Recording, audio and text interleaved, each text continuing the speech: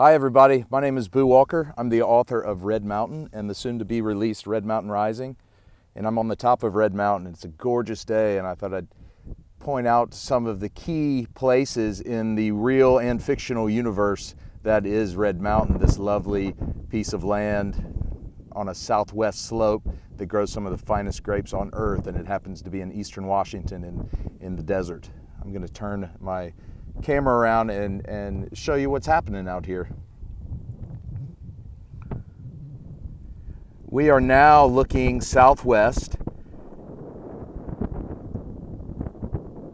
You see the white water tower in the center of the screen now. That is Benton City, the closest town to Red Mountain, and it's over the Yakima River, which is just past the vineyard blocks. It runs basically across the whole screen. You can't see it, but it's down at the bottom of the hill. That's where we get most of the water for irrigation. As you can see, there are all the green blocks are obviously the vineyard blocks, and it's the middle of September. Half the grapes have been picked. Still a lot of grape clusters hanging from the vines. It's going to be a really lovely harvest.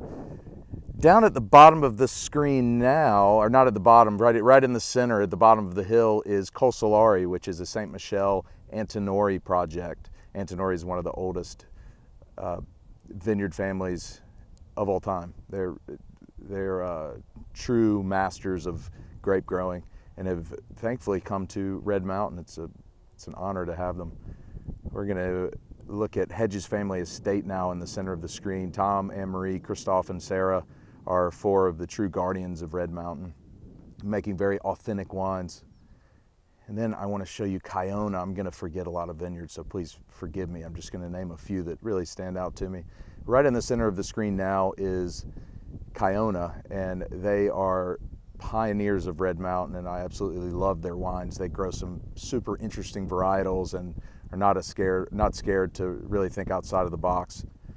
And they're not affected by international press either. They make very true terroir wines, and I just can't get enough of them. I want to show you the fictional world now. Margot, who is one of the main characters in my book, she has a gorgeous house and a French country inn called Epiphany and a farm sanctuary. And right in the center of the screen now, there's a cluster of trees. I imagine she lives just past those trees in that brown spot there. Now we're going to go over a little more west, and where's the water tower? To the left, to the center of the screen now, as far as you can see vineyards before all the trees, that's where Otis until Vineyards is. And then now I mentioned the river. You can't see the river, but Brooks Baker and a new character, Remy Valentine, live down on the river, so they have to ride their motorcycles up the hill to get to the vineyards. And then we're going to move this way, and the Foresters, Carmen and Jake and Amelia and Luca, live right in the center of the screen there, kind of close to a guy named Christophe Hedges and his beautiful abode. And then the last thing I want to show you is Rattlesnake Mountain, which plays a big part in my new novel. That is the highest treeless mountain in the country, according to Wikipedia. And you see that black spot, that's from a burn from 2 weeks ago. It burned the whole ridge line. It's actually kind of amazing.